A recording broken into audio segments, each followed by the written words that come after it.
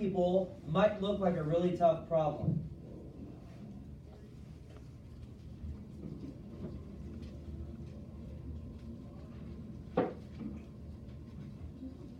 But how could we make this so much easier on ourselves? Yeah.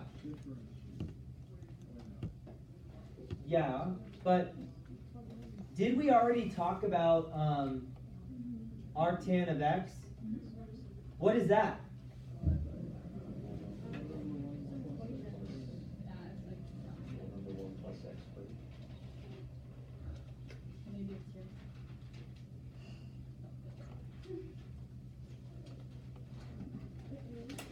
Let me see if I have it here. I forget arctan a little bit because we don't use it all that much. You got it? Hold on, wait. Yeah. -1 to the n.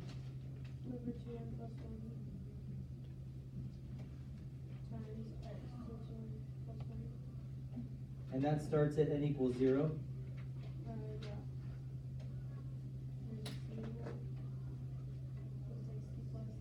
No, it was c plus, but then we said, oh, arctangent of 0 is equal to, so then c was equal to 0. So this was it, right? Yeah. So let's do this because this one could come in handy sometimes. I'll put this on the very bottom though.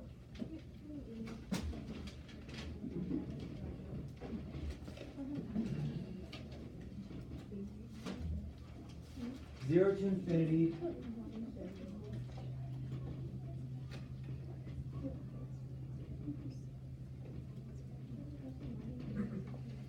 And what was the interval of convergence? Did we do interval of convergence of that? Here, let's do it right now before we start. Yeah?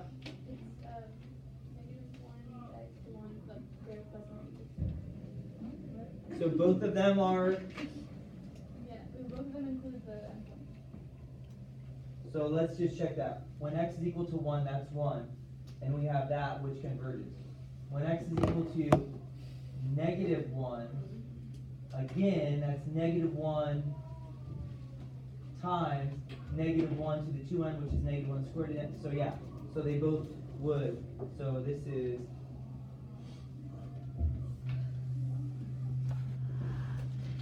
cool. All right. So there we have arctangent added on. So now that we have arctangent of x is equal to this, all that you do is you throw in an x squared instead of an x. So we would have that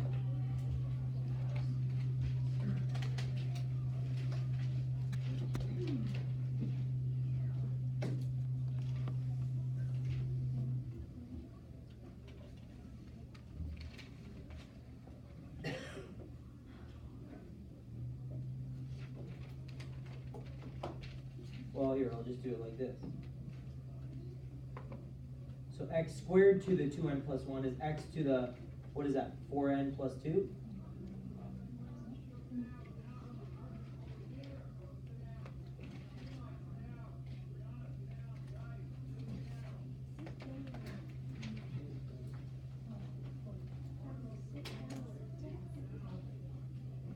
I don't know if I've told you this in a while, but I appreciate you guys.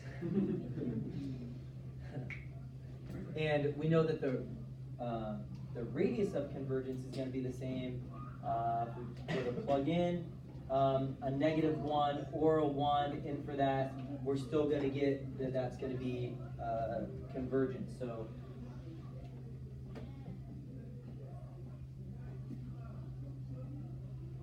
again, for -1 to 1.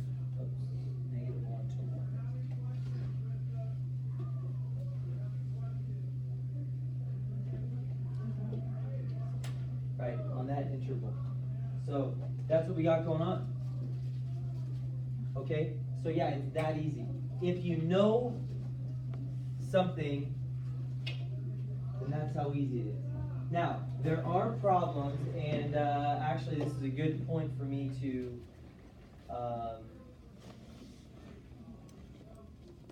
to show you, what if we had like e to the x times sine of x? Okay?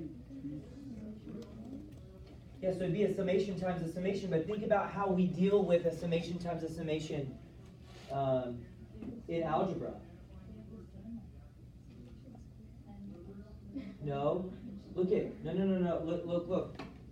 If you had x plus 3 times 2x minus 1, what would you have to do? Yeah, that double distributive, or however you want to call it, FOIL. FOIL only works when it's a binomial times a binomial, but yeah, you'd have to multiply it out all the way through, right? So you couldn't just do, if you have a summation of something times a summation of something, some people might say, oh, you just multiply the inside. Well, that would not be true. So I believe that there's an example in Regalski.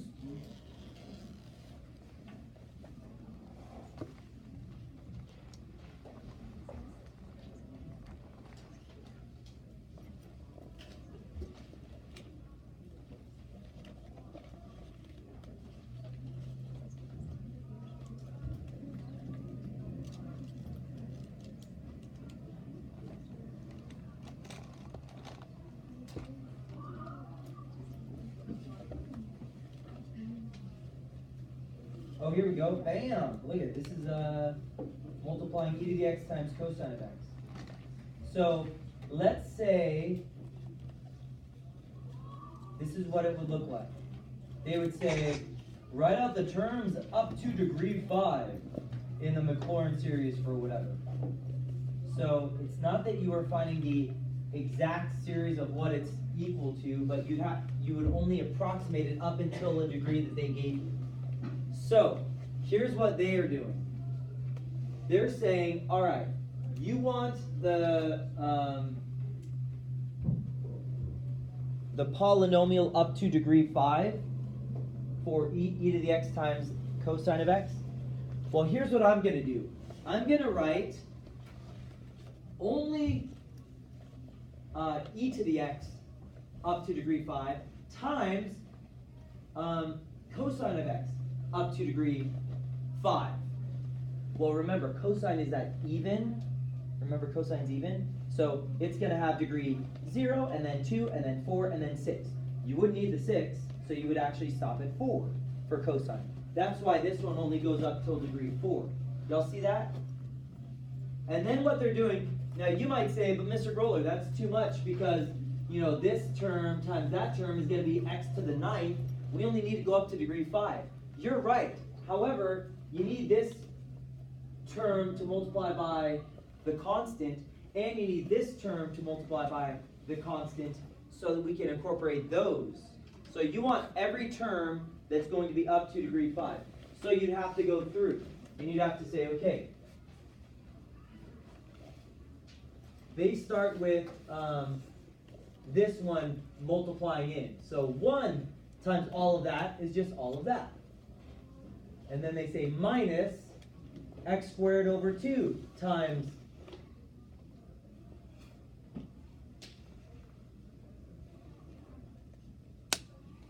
and then they stop there. Why?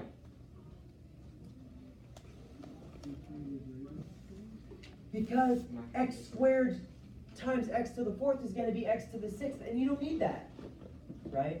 So you could have written that whole thing back down, but really they stop after 3 because they're saying after the term of degree 3, because you're multiplying by x squared, you're not going to include that anyway.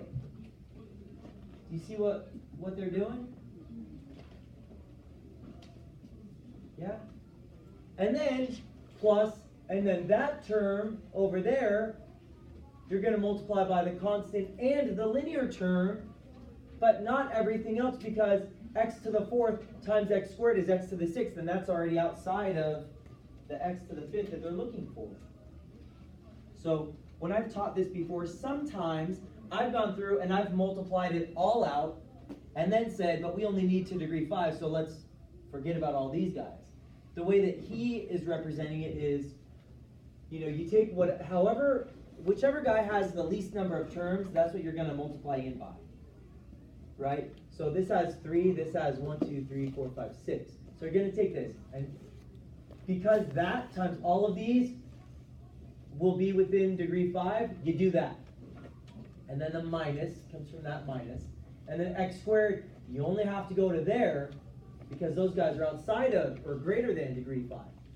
So only go up to that x cubed over 6. Plus, and then that, you're multiplying by only the first 2 because everything else, when you multiply by x to the 4th, is outside of degree 5 or greater than degree 5. Does that make sense? Does it? And then you're just collecting like terms. So retain terms of the degree that are less than or equal to 5, and that's what we have going on right there. So then we conclude that the fifth Maclaurin polynomial, which they never call it a Maclaurin polynomial. Even when it's centered at 0, they'll say, find the Taylor polynomial of degree 5, or the 5th degree Taylor polynomial is what they would say. So find the 5th degree Taylor polynomial for e to the x times cosine of x centered at x equals 0. Right? So that's all that you would do. Does that make sense?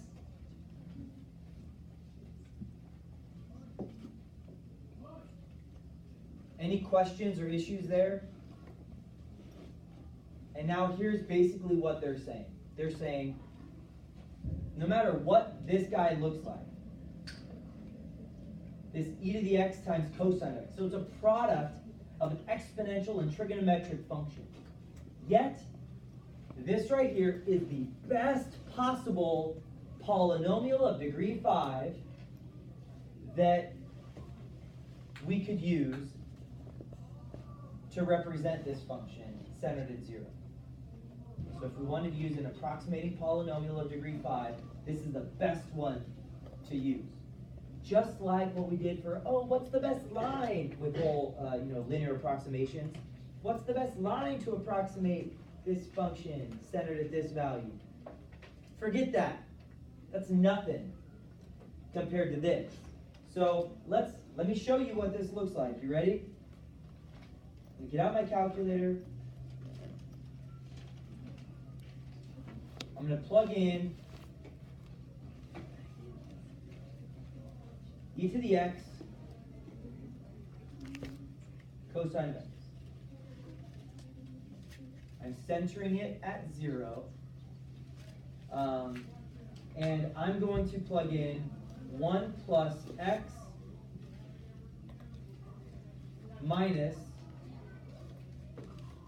x cubed over 3. Check this out.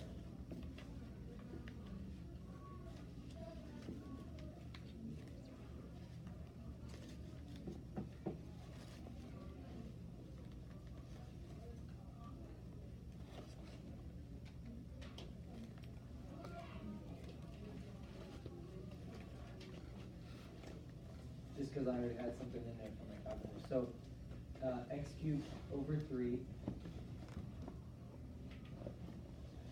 And then it's going to be minus, and I'm going to plug in 1/6 x to the 4th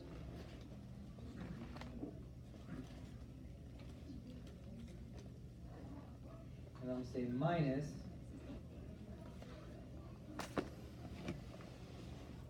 1/30 x to the 5th. So now I have my 5th degree polynomial that we got, okay? And my 5th degree polynomial is going to be the bold one. So let me go to my window, and I'm going to go from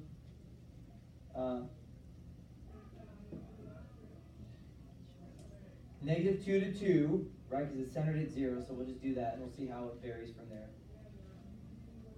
The y-min, I don't know,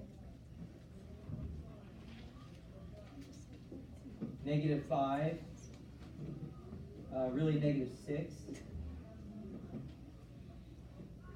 y max,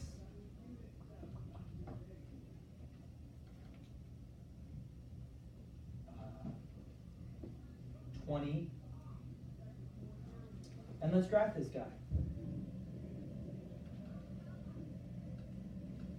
So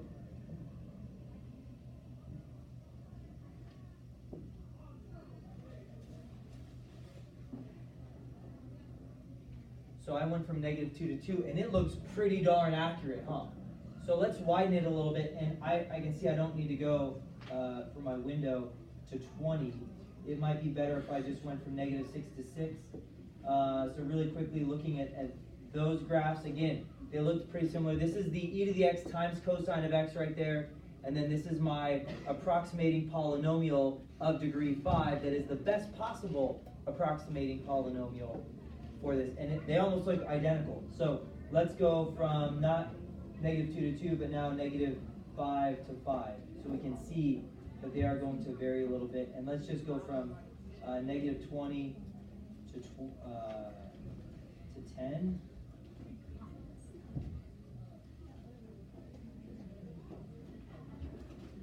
So that's the original, and this is my polynomial. So we see that it's off there, but then goes like that, but keeps going, right? So can you see that the bold one is a polynomial of degree 5? What do we know about polynomials of degree 5?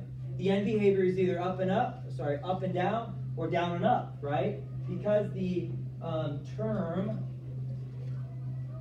of the x to the 5th, or I guess I have it right there, is negative, right? Because the leading coefficient is negative, it's going to start from up there and then go down there.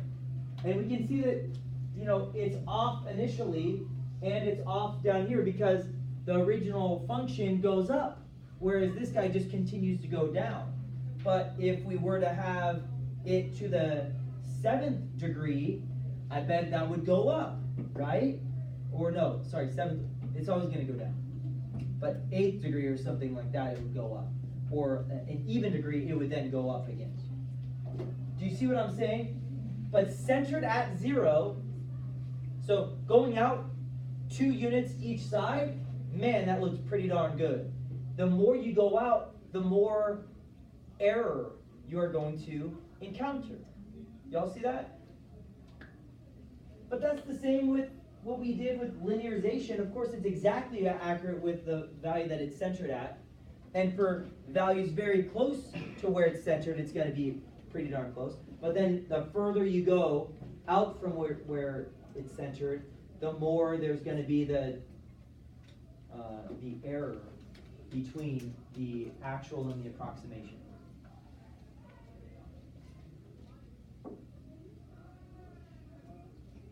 How are we feeling? Okay? So now we've talked about this whole thing came from, us relating it back to geometric series. We talked about radius of convergence, interval of convergence. That's kind of tough for some people. It shouldn't be because it's just using the